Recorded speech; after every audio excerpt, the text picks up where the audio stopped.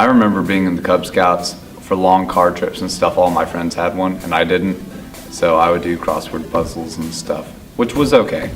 But when it was a big deal to have the Game Boy Color. To be honest, I didn't play that many Game Boy games because when you're a kid and you're on an allowance, $35 is a lot to pay for a new game. I got into Game Boy music from the Game Boy programming scene.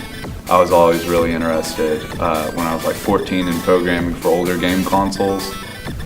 And I got really interested in the limitations of the Game Boy.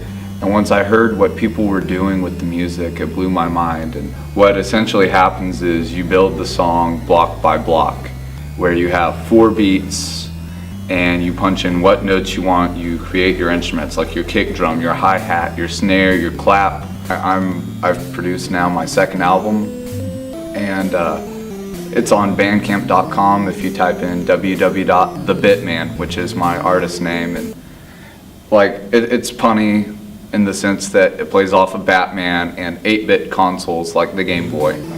I like to start making melodies and chord progressions first, then I'll fill in the bass lines and drums, being able to play off the nostalgia factor, like when people think of playing Pokemon as a kid or something. My inspiration is very visual. My newest release, Epic Elevator Music, has 3 tracks inspired by the Appalachian Mountains.